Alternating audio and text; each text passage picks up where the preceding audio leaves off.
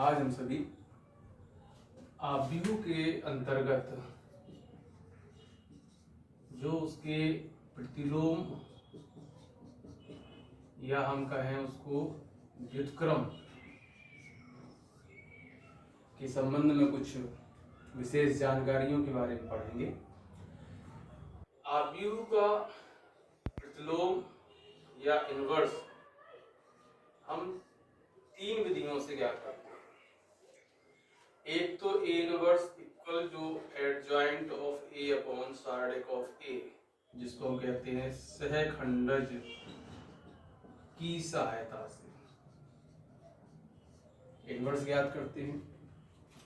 दूसरा होता है प्रारंभिक रूपांतरण, जिसको हम एलिमेंट्री ट्रांसफॉर्मेशन या ई ट्रांसफॉर्मेशन कहते हैं, उसकी सहायता से प्रतिलोम ज्ञात करते हैं। और तीसरा होता है एक मैट्रिक्स की रिलेशन को प्रूव करते हुए उसकी सहायता से हम इनवर्स ज्ञात करते हैं। जैसे उन्होंने दे दिया कि A cube plus 6a² plus 5a minus I equal O, इसको आप प्रूव कीजिए और इसकी सहायता से ए इनवर्स ज्ञात करो। तो ये तीन मेथड किसी आव्यूह के व्युत्क्रम ज्ञात करने के लिए होते हैं। अब इनमें थोड़ा थोड़ा और समझते हैं। इस ए इनवर्स में हमको सहखंडज मतलब एडजॉइंट ए को मुख्य रूप से समझना है कि ये कैसे ज्ञात किया जाता है। तो इसमें क्या होता है, जो इसके मैट्रिक्स के सहगुणनखंड होते हैं जिनको हम कहते हैं कोफैक्टर्स, तो कोफैक्टर्स की आव्यूह हम बनाते हैं।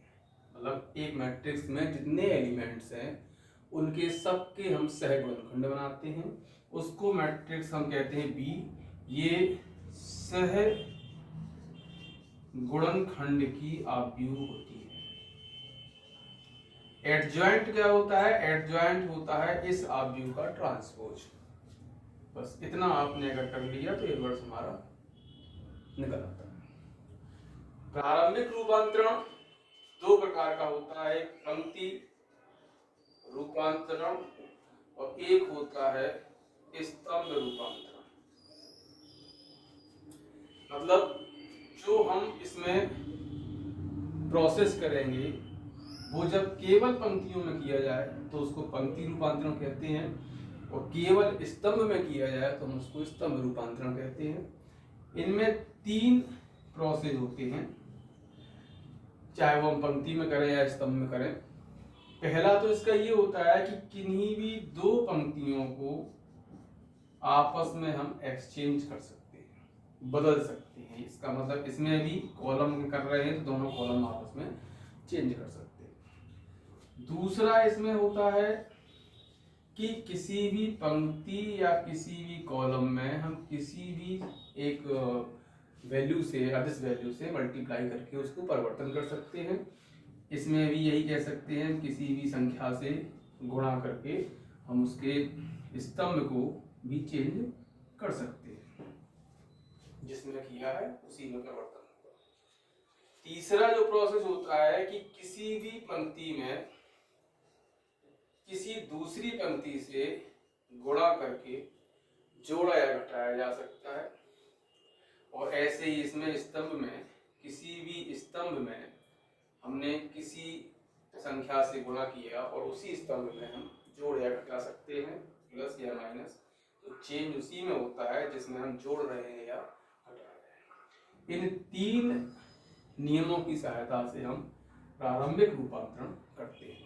अब इसमें एक विशेष बात क्या है, जब हम पंक्ति रूपांतरण करेंगे तो मैट्रिक्स को हम ए इक्वल आई ए मेथड में लिखेंगे, और जब स्तंभ रूपांतरण करेंगे तो ए इक्वल ए आई मेथड में लिखेंगे। ठीक है, इतना याद रखिए आप। इसके बाद इनके जो एग्जाम्पल होंगे उसमें आपके और क्लियर हो जाएंगे। अब आता है ये कि आप इसकी सहायता से इनवर्स कैसे ज्ञात करेंगे। तो इसमें कुछ मैट्रिक्स के मल्टीप्लिकेशन होते हैं जिनको आपको याद रखना पड़ेगा। कि अगर किसी भी इनवर्स का उसी मैट्रिक्स में मल्टीप्लाई करते हैं हम तो हमें आइडेंटिटी मैट्रिक्स मिलेगी। किसी भी मैट्रिक्स का आइडेंटिटी मैट्रिक्स में मल्टीप्लाई करते हैं तो हमें वही मैट्रिक्स मिलेगी। और अगर किसी भी मैट्रिक्स में हम एक नल मैट्रिक्स से मल्टीप्लाई करते हैं तो हमें नल मैट्रिक्स मिलेगी। अब जैसे मान लीजिए कि यही हमारे पास, इसकी सहायता से हम इनवर्स कैसे ज्ञात करेंगे, तो उसके लिए सबसे पहले हम एक काम करेंगे कि इसको आई को एक साइड करके दूसरी जो मैट्रिक्स है उसको एक साइड कर देंगे। जैसे हम इसको यहाँ ले गए तो ये हो गया I plus O equal A cube plus 6a² plus 5a। अब एक आव्यूह में अगर हम शून्य आव्यूह का एडिशन करेंगे तो हमारे पास जो भी आव्यूह है वही आव्यूह बच जाएगी। मतलब यहाँ पे क्या रह गया, आई रह गया। ये ए क्यूब 6a² प्लस 5a। अब हमें इनवर्स चाहिए है तो पूरी मैट्रिक्स में हमने ए इनवर्स से मल्टीप्लाई किया, तो A inverse A cube 6a inverse a² 5a inverse A. Position का हम ध्यान रखेंगे कि हमने आई के ए इनवर्स लेफ्ट साइड में लिखा है तो सभी जगह लेफ्ट साइड में ही लिखेंगे। अब इन तीन प्रोसेस का देखिए यूज, तो किसी भी मैट्रिक्स में अगर आइडेंटिटी मैट्रिक्स को किया तो वही मैट्रिक्स आ गई, मतलब ये ए इनवर्स हो गया। इसमें से हम एक ए को निकाल करके शेष ये a² बच गया। इसमें हमने एक ए को निकाल कर ये एक ए बच गया और ये 5a इनवर्स आई हो गया आई के इक्वल। यहाँ भी अगर देखें तो ये ए इनवर्स ए आई हो गया, a² हो गया, 6ia हो गया, 5i। ia² का मतलब i² हो गया, 6ia का मतलब 6a हो गया, ये 5i हो गया। अब यहाँ a इनवर्स के साथ अगर कोई वैल्यू होती तो हम उसको यहाँ अपॉन में कर देते। मतलब ये हमारा एक निष्कर्ष निकला इसकी सहायता से a इनवर्स। अब हम a² निकाल लेंगे, a निकाल लेंगे, i निकाल के इसमें रख देंगे तो हमारा क्या ज्ञात हो जाएगा, a इनवर्स। तो ये प्रोसेस हम जब अपनाते हैं जब हमें कोई वैल्यू इस टाइप की प्रूव करनी है और उसमें कहा गया है कि इसकी सहायता से a इनवर्स ज्ञात कीजिए, तो हमने ये वैल्यू निकाली ही है वैल्यूज अपनी।